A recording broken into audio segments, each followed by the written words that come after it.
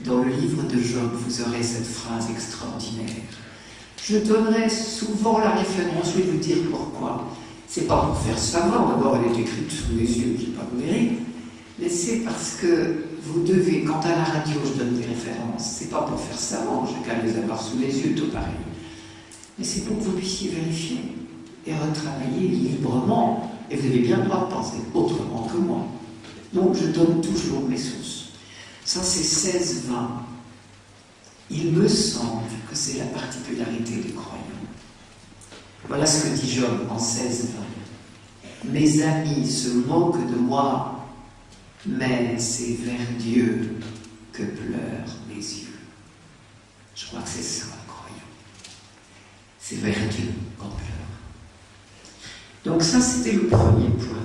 La foi de Job, c'est la foi du buisson ardent.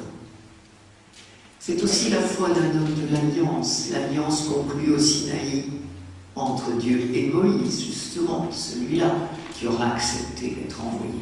Je ne développe pas, parce que sinon, vous voyez, il faut se méfier, hein, quand on ouvre la bouche sur la Bible, je n'en finis pas. Donc la foi d'un homme de l'alliance.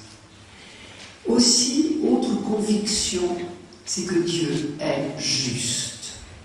L'arbitraire dont j'ai parlé, avec la fameuse phrase algorithmique, selon le bon plaisir divin, les lots sont répartis, ça n'existe pas en Israël. Vous ne trouverez pas une seule phrase comme ça, je crois, dans toute la Bible. L'arbitraire, non. La conviction des hommes de la Bible, c'est que Dieu est juste. Ils vont, au long de la révélation, changer d'idée sur ce que c'est que la justice de Dieu. Mais tout au long de l'histoire d'Israël, ils seront convaincus que Dieu est juste. Je vais revenir, je viens de dire qu'ils ont changé d'idée sur la justice de Dieu, je vais y revenir. Mais je voudrais dire un autre point très important de la foi d'un homme de la Bible. C'est la foi, une certaine foi en Dieu créateur. J'ai commencé par parler du buisson ardent, et je n'ai pas parlé d'abord de la création, ça c'est très étonnant. Chez nous, on dit « Je crois en Dieu, Père Tout-Puissant, Créateur ». C'est le premier article du credo, pas chez eux. C'est drôle, hein? Chez eux, le premier article du credo, c'est pas « Je crois en Dieu créateur ». C'est « Je crois dans le Dieu du buisson ardent, le Dieu de l'alliance ».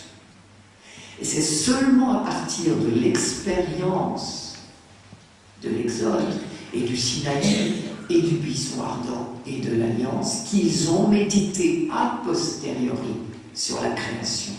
Du coup, ils ont un discours tout à fait étonnant sur la création.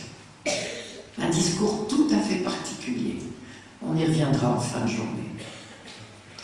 En Israël, ce qu'on croit, c'est que la création est un projet de Dieu dicté par l'amour. Le premier chapitre de la Genèse n'a pas été écrit en premier. Et il a été placé là en exergue de la Bible pour que nous ayons en tête à tout jamais ce refrain qui revient sans cesse. Dieu vit que cela était bon. Et le mot bon en hébreu, c'est du bonheur. Du bonheur, c'est goûtu. Ils ne connaissent pas l'abstraction. La langue hébraïque est très concrète. Je ne peux pas être la seule ici à toucher un peu de l'hébreu de temps en temps. C'est une langue extrêmement concrète. Bon, traduisez par bonheur. Voilà la création. C'est un projet de bonheur, de toute éternité et pour toute éternité. Ça, c'est très important. Alors, avec deux précisions. D'abord, la création n'est pas un acte du passé pour eux. Quand on parle de Dieu en Israël, on parle d'une relation qui perdure entre Dieu et l'humanité. La création n'est pas une boule qui roule dans l'univers et Dieu a lancé ça un beau jour d'une pitchonnette et maintenant il s'en désintéresse. Non, c'est une relation de dépendance, une relation permanente. Il y a une très belle phrase dans Job, j'essaierai de donner la parole le plus souvent, 12-10, C'est lui, sous-entendu le Créateur, qui tient en son pouvoir l'être de tout vivant et le souffle de toute chair d'homme. C'est ça, croire en Dieu créateur, croire que nous sommes dans sa main en permanence. Un chrétien ne dirait pas autre chose. Deuxième précision, Job est un croyant de son temps. Alors n'allons pas trop vite. La foi juive au temps de Job n'est pas la foi juive de la fin de l'histoire, avant la venue du Christ, de la fin de l'Ancien Testament, pour faire simple.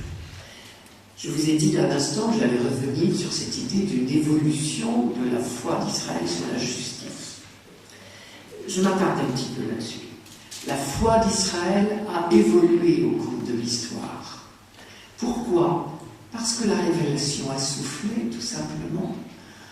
Que Dieu n'a pas tout d'un coup pris son peuple entre ses mains et lui a entonné d'un coup toute la foi. Dieu s'est révélé lentement, patiemment, progressivement. Une des très belles phrases, alors là que j'emprunte à un autre livre que Job, c'est Deutéronome, chapitre 8, verset 5. Tu reconnais à la réflexion, c'est Moïse, le Deutéronome n'a pas été écrit par Moïse, et il raconte ce que Moïse a dit. En fait, il fait semblant de raconter ce que Moïse a dit, il parle beaucoup plus tard, après une longue période de méditation, des siècles plus tard. C'est Moïse qui est censé parler au peuple et qui lui dit « Tu reconnais à la réflexion que ton Dieu faisait ton éducation comme un homme fait celle de son fils. » Il paraît qu'en pédagogie, il y a deux méthodes. La méthode magistrale, la plus mauvaise, c'est celle que je suis en train de pratiquer. Soyons clairs, ça peut servir quand même de temps en temps, j'espère. Mais il paraît que la vraie bonne méthode, c'est celle que justement nous employons avec nos petits, ou que des éducateurs emploient dans nos écoles. C'est ce qu'on appelle la pédagogie d'accompagnement. J'ai eu le bonheur d'avoir des enfants, j'ai des petits-enfants, j'en vois autour de moi, il vient d'arriver un bébé dans mon entourage. Les parents du bébé n'ont pas pris leur petit bébé qui a quelques jours, là, sur les genoux, le premier jour, en disant « Mon petit père, voilà ce que c'est la vie, la mort, le soleil, la pluie, on espère, les saisons, les fleurs, les sentiments, l'amour, la haine, la jalousie, l'argent, la paix, la guerre, et j'en oublie. Il est né comme il est né, celui-là est né le 1er mai. D'autres, j'ai eu des bébés d'hiver et d'autres d'été, c'est pas les mêmes, hein. On ne leur fait pas vivre la même chose. Moi j'avais un cousin qui n'avait jamais vu la neige à 20 ans. Il n'avait jamais vécu en France. Il est arrivé chez nous, il est tombé des nues. En Île-de-France, il y avait de la neige. Ah ben, on lui avait pas dit le jour de sa naissance ce que ce serait que la neige. On apprend peu à peu, lentement. L'enfant naît dans un pays en paix ou en guerre, dans une période de famine ou de prospérité, dans une famille heureuse ou une famille désunie. J'ai connu une petite fille qui est née. Ses parents se disputaient, elle était encore dans le ventre de sa mère. Ses parents se déchiraient. C'est pas la même petite fille que celle qui n'a entendu que des mots d'amour, ou que le petit bébé à qui j'ai fait entendre de la musique pendant des mois et des mois et des mois en l'attendant. Parce que j'étais alité, ça fait un musicien, je m'en étonne pas tellement. Ben oui, c'est comme ça. Tu reconnais, eh bien voilà ce qui s'est passé pour le peuple d'Israël. Dieu a fait son éducation comme un homme fait celle de son fils. Le livre de Deutéronome a une autre expression pour dire « je t'ai porté sur mes épaules », comme un homme porte son fils. Voilà comment Dieu a traité son peuple. Et donc ne vous étonnez pas que la foi d'Israël ait grandi au long des siècles. Moi j'appelle ça la trajectoire, c'est-à-dire que quand Abraham a quitté Our en Chaldée pour aller à Haran, il était très certainement influencé par la Babylonie. Ensuite, c'est à Haran, au nord de la Syrie, du royaume de Syrie, que Dieu lui a parlé. Et puis, Dieu a pris Abraham tel qu'il était. Et puis, peu à peu, s'est révélé à lui. Et puis, peu à peu, à ses descendants, au long des siècles et au long des péripéties de leur histoire. J'appelle ça la trajectoire. Et évidemment, je la dessine de façon montante, puisque peu à peu, nous sortons de l'ignorance pour entrer dans la révélation de Dieu. Ne vous étonnez pas que tous les textes bibliques ne chantent pas la même chanson. Évidemment, tout dépend de l'époque à laquelle ils ont été écrits ou prêchés. Par exemple, je vous parle du Dieu du buisson ardent. Je ne m'étonne pas que sur la tendresse de Dieu à l'égard des souffrants, c'est dans l'un des livres les plus tardifs que j'ai trouvé la plus belle expression, que j'ai déjà donnée 100 fois à Dieu Notre-Dame, mais que je vous redonne bien volontiers parce qu'elle est trop belle. C'est dans l'un des livres les plus tardifs, c'est-à-dire celui qu'on appelle l'Ecclésiastique, ou Ben Sirach, ou Siracide, c'est le même, 35-18, malheureusement une phrase que nous n'entendons jamais dans nos lectures liturgiques. C'est pour ça que quand on lit Siracide, je rajoute cette phrase, parce qu'elle est trop belle. C'est chez lui, je trouve, parce qu'il est l'un des auteurs les plus tardifs de l'Ancien Testament. C'est mon hypothèse de révélation qui grandit. Le souffle de l'Esprit, même si on ne savait pas encore le nommer, le souffle de l'Esprit a soufflé. C'est dans les derniers siècles qu'on a accumulé, évidemment, tous ces acquis. Ben Sirach ne prêche pas, il est professeur de religion. On appelle ça la sagesse là-bas, bien sûr. Chez un croyant, la seule sagesse, et évidemment, c'est l'alliance avec Dieu, bien sûr. C'est la religion. Donc il est professeur de sagesse égale de religion à Jérusalem en 180 avant Jésus-Christ. Pas longtemps avant Jésus-Christ. Et évidemment, chez lui, je trouve des phrases extraordinaires, dont celle-là que je vous offre, Siracide 35-18. Ne sais-tu pas que les larmes de la veuve coulent sur les joues de Dieu? Pour que mes larmes coulent sur les joues de quelqu'un, il faut que le quelqu'un soit très proche. Et parmi les gens que vous visitez, vous en connaissez qui n'ont personne pour faire couler leurs larmes sur des joues trop très proches. J'en connais moi autour de moi, je n'en ai pas grand honte. Parce que curieusement, Job dit ça très très bien, dans les moments les pires, les amis c'est quelquefois la cavalcade. Il fuit très loin. J'ai une amie en ce moment, j'essaye de lui dire qu'il faut qu'elle aille voir son voisin. Il n'y a rien à faire, elle n'ira pas, parce qu'elle préfère rester sur une belle image. Job exprime tout ça de façon absolument admirable, mais je n'aurai pas le temps de vous lire tout ça. On verra ce qu'il nous restera comme temps dans la journée, après que j'aurai trop parlé. Et donc, voilà cette phrase magnifique. Évidemment, elle dit la tendresse de Dieu, la proximité du Dieu tout autre, car le Dieu tout autre n'a jamais oublié en Israël que Dieu est le tout autre. Celui sur lequel je ne mets pas la main, mais qui s'approche de moi tellement que mes larmes coulent sur ses joues. Certains autres manuscrits de ce texte disent nos larmes. Mais le manuscrit principal dit les larmes de la veuve, parce que la veuve, justement, était l'exemple même de la personne qui, à certaines époques, n'avait jamais de joues proches. Donc, la trajectoire a joué pour cette découverte du Dieu de tendresse et de proximité. Elle a joué aussi sur cette question de la justice de Dieu. Et justement, le livre de Job est écrit pour ça.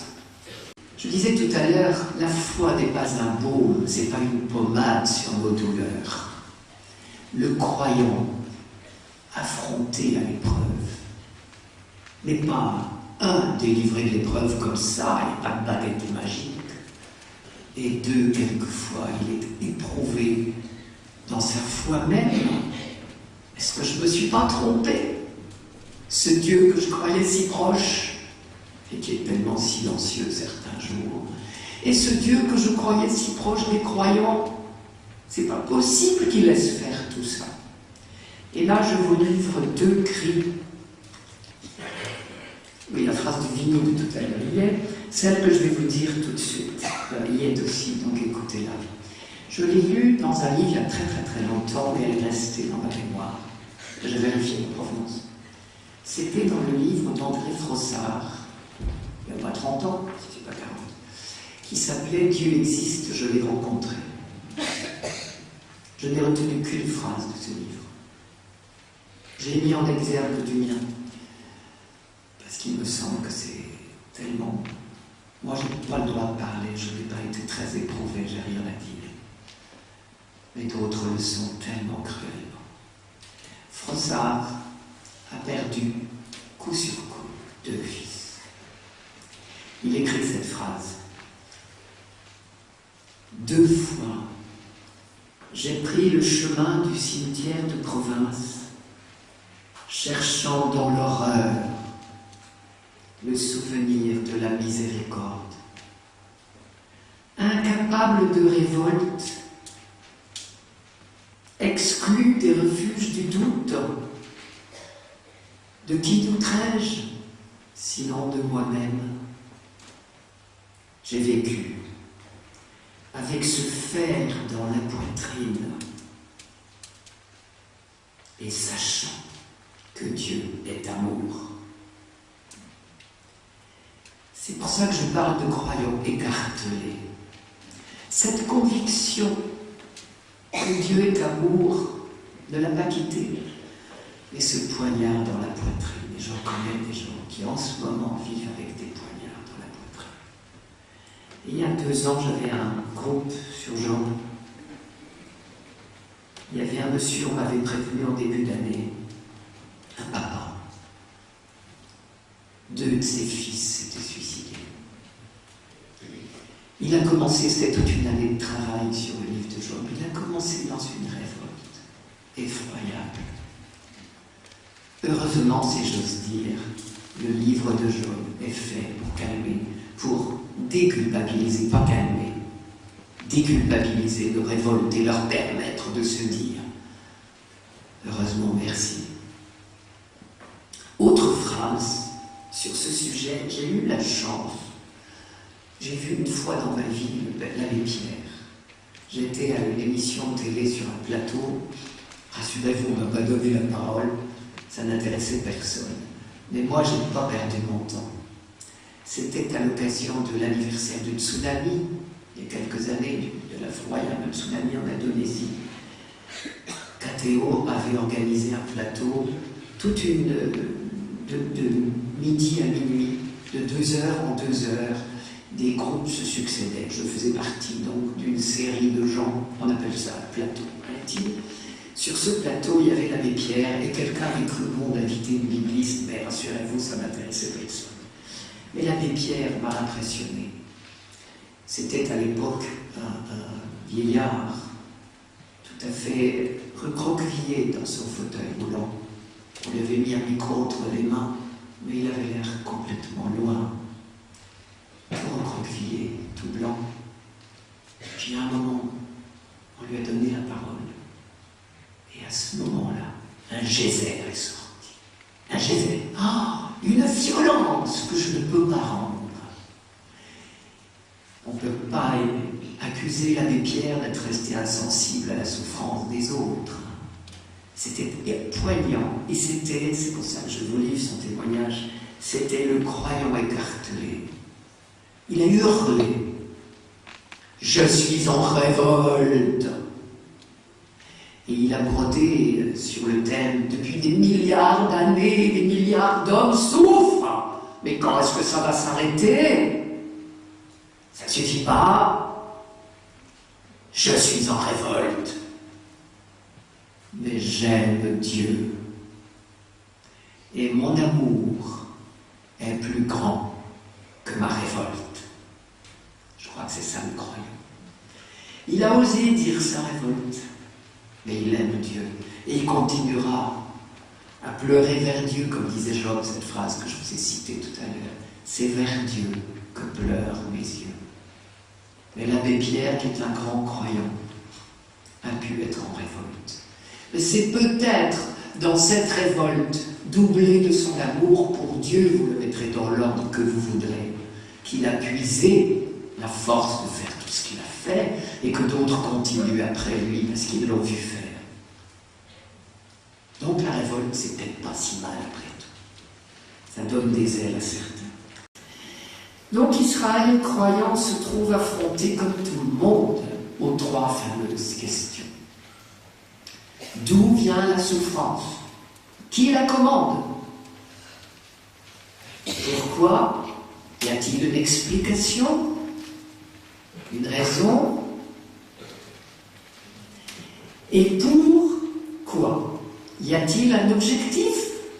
Une finalité? Si quelqu'un me l'envoie et qu'il y a une raison, il y a peut-être bien un but aussi.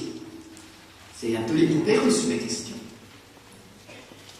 Le livre de Job est consacré à ça. Là, je vous apprends rien. Disons tout de suite, sur la première question, vous n'aurez aucune avancée dans le livre de Job, aucune. Ne cherchez pas. D'un bout à l'autre du livre de Job, quel que soit l'acteur qui parle, puisqu'il y a plusieurs acteurs au gré des pages, la réponse sera toujours la même, c'est Dieu. Le seul Dieu, c'est pas les divinités, comme on dit ailleurs, c'est Dieu. Et c'est tellement entendu que ça ne se dit même plus. Mais c'est une évidence pour tout le monde. C'est Dieu. Ça fait pas un pli. Donc, si vous cherchiez une réponse à cette question-là, qui envoie la souffrance, vous ne la trouverez pas. Il n'y en a pas. Mais en revanche, donc vous ne cherchez pas d'explication à l'origine du mal dans le livre de Job, c'est pas la peine. Vous n'en trouverez pas. En revanche, vous allez trouver sur les deux autres questions un débat énorme et une avancée énorme. Et le livre de Job est justement l'un des maillons de la réflexion sur c'est quoi la justice de Dieu. Un maillon très important. On ne pourra plus parler après Job comme avant.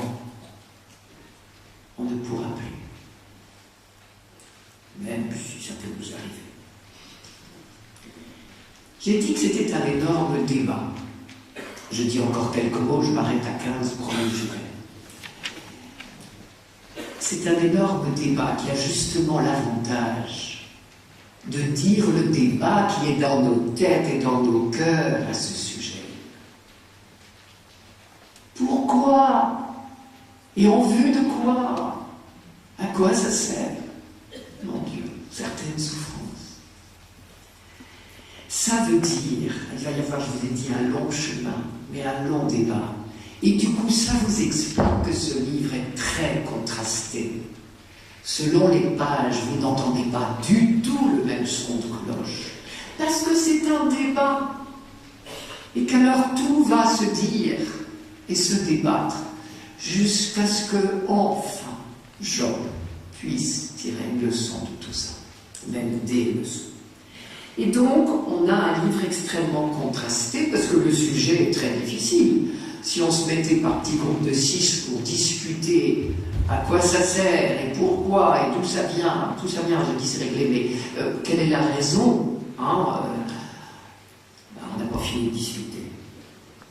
C'est tellement contrasté que le livre de Job, déjà à première vue, se présente comme s'il y avait deux livres en un. Je vais prendre un petit livre et un gros livre. Le livre de Job se présente comme ça. Un petit livre, évidemment ils ne sont pas de la bonne taille, hein, vous en doutez, je pourrais faire autrement.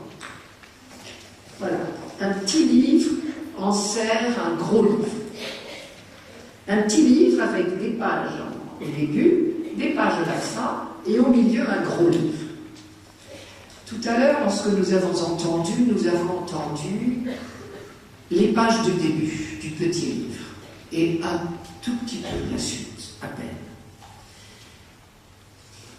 Et la fin du livre, c'est très curieux, la fin du petit livre, là, qui en sert mon gros livre, la fin reprendra un discours complètement étranger à ce qui était au milieu.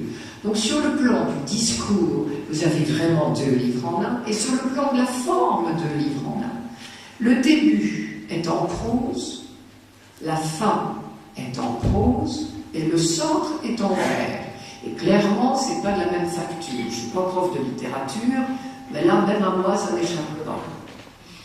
Impossible d'échapper à ça. Vous avez entendu tout à l'heure, c'était raconté.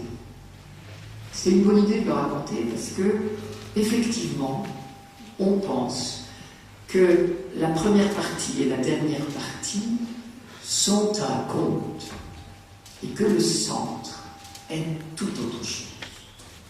Donc vous voyez un livre extrêmement contrasté et avec des discours extrêmement différents. Alors évidemment, tout ce que je dis n'est qu'hypothèse. L'hypothèse, c'est que il existait un conte. Vous savez qu'Israël, c'est une bande de terre, je l'ai dit, mais cette bande de terre est une plaine fertile. Je ne parle pas des collines de Judée et de Samarie, etc. Je parle de cette bande de terre fertile qui est la plaine côtière.